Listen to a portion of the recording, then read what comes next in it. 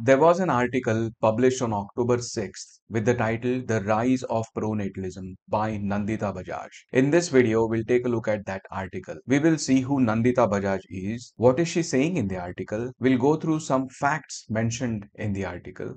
We will also go through the implications of those facts, and then we'll also see the differences between the perspective of antinatalism and population ethics, because after all, antinatalism and population ethics or demographics have a large overlap between them, but they are still different subjects. Nandita Bajaj is the executive director of Population Balance. Population Balance is the organization which advocates for reproductive autonomy, ecocentrism, and degrowth.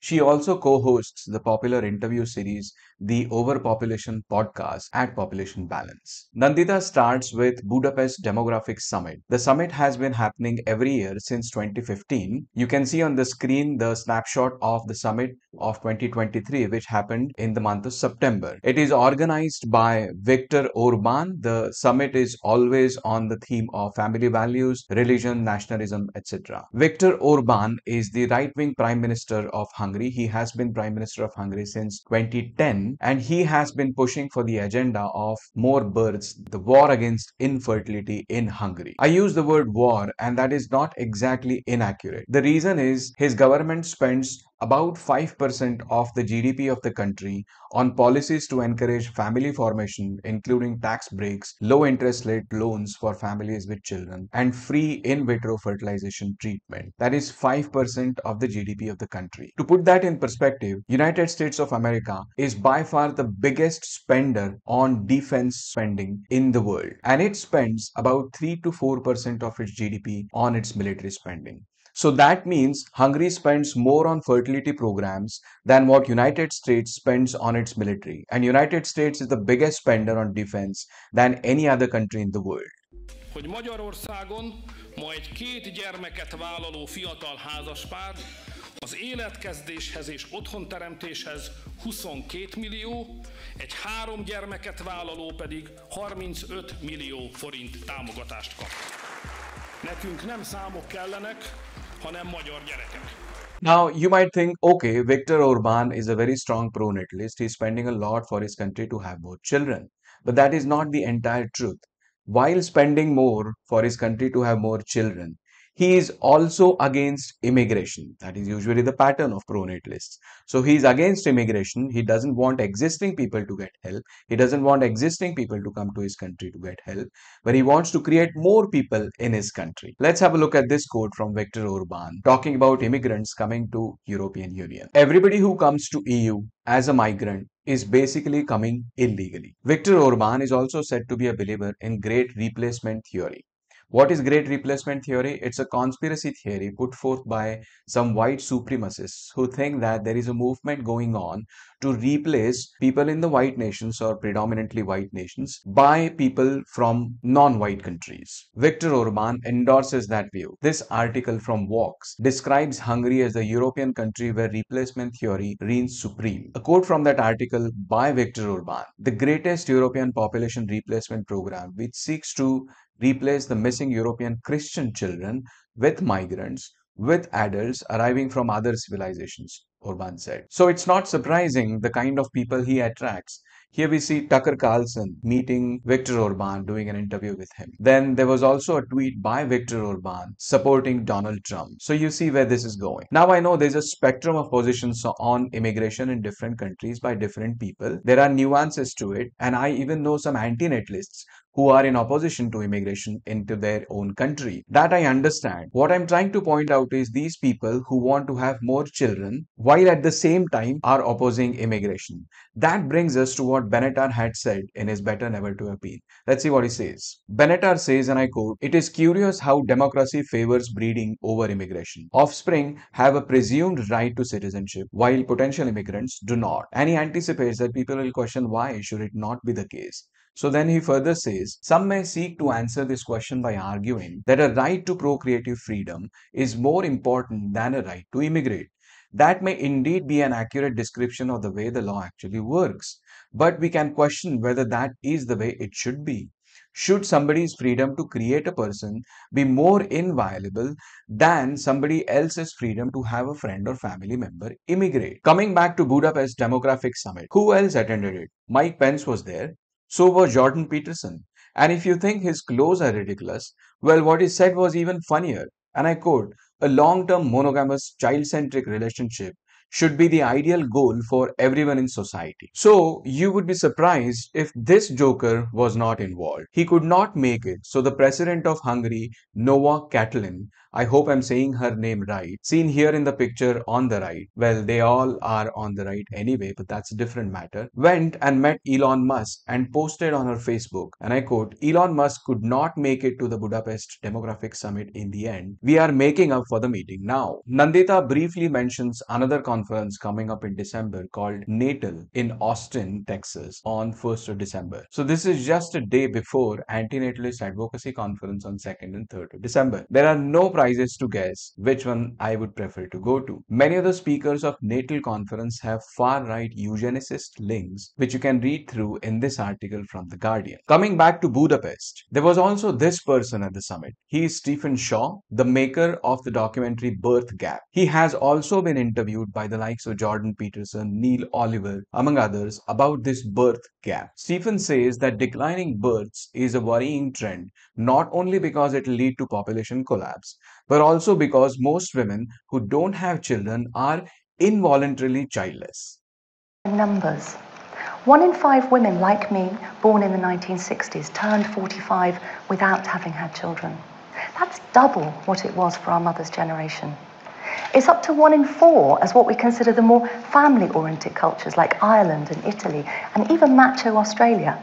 Up to 1 in 3 in Germany and Japan. Now, whilst these numbers don't give us any qualitative information about why a woman might not have children, a 2010 meta-analysis by Dutch academic Professor Renske Keizer would suggest that 10% of women who are childless are child-free, having chosen not to become mothers, and 10% are childless for medical reasons, including infertility. So that leaves a whopping 80% of women without children, childless by circumstance. With those Stephen claims that by making Birth Gap documentary, he intends to help these women. In fact, the documentary starts with a clip like this. Not ready to be a father. After the breakup, I start everything from zero. That's why I got very personal, very emotional because you know when you first know that your partner didn't want, it's quite heartbreaking. This is my story too.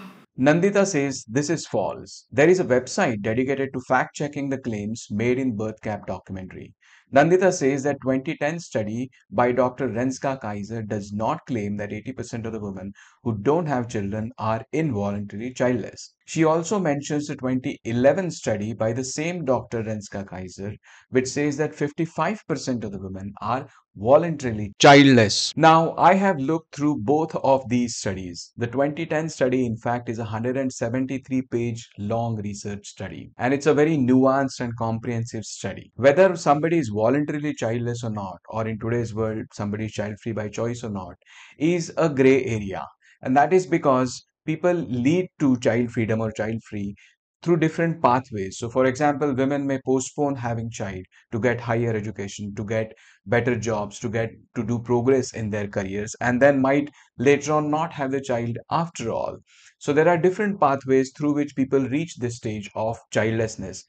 At the start, they might not be child free by choice. They might just be postponing having child, and later on they might just give up on the idea, or they might have wanted to have a child in the past, but then they adapted to the idea that not having a child is not a big deal. So whether childlessness is voluntary or not is a very complicated area.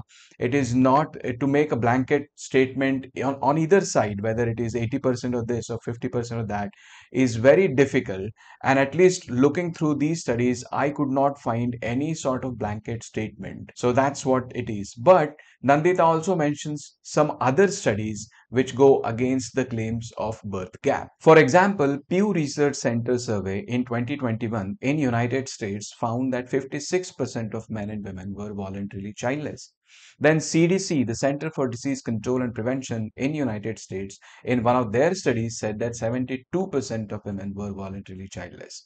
A study by Michigan State University in 2022 found that 74% of women who permanently didn't have children were child-free by choice. Based on this, Nandita says in the article, and I quote, "What the data shows is that women exercising their right to choose if and when to have children results in delaying childbirth, smaller families, and a decline in teen pregnancies. Those outcomes are beneficial and should be celebrated, not stigmatized." She also mentions some shocking statistics. 12 million girls are married before they reach the age of 18 every year. More than 650 million women alive today were married as children. Around 257 million women globally face unintended pregnancies. The last statistic is important and interesting. 257 million women are facing unintended pregnancies. So if we have to take birth gaps seriously, we are looking at involuntary childlessness, which is a gray area. Some women are child-free by choice, some are not, and so on, against these 257 billion women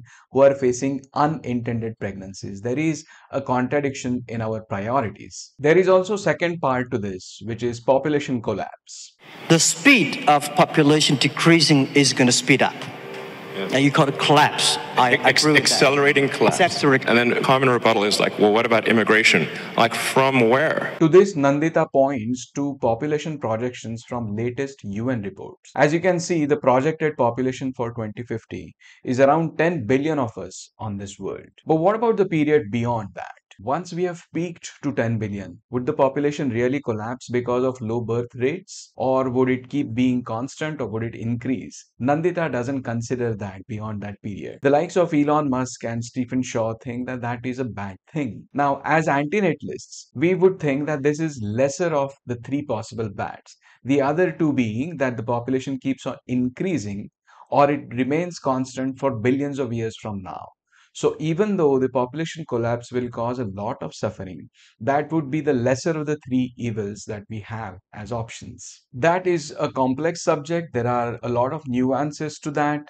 Population ethics is not a simple subject by any standards, and David Benatar has explained this in detail in chapter 6 of Better Never to Have Been. Nonetheless, Nandita is spot on in exposing the pro-natalist propaganda when she says, and I quote, "By distorting and lying about childlessness, Stephen's trying to manipulate young people and their governments into prioritizing procreation over education and career. The rhetoric of Budapest summit, natal, birth cap, and their ilk, claiming they are simply trying to help families and alleviate the heartbreak of unplanned childlessness, is insidious, and we should recognize and call it out for what it is.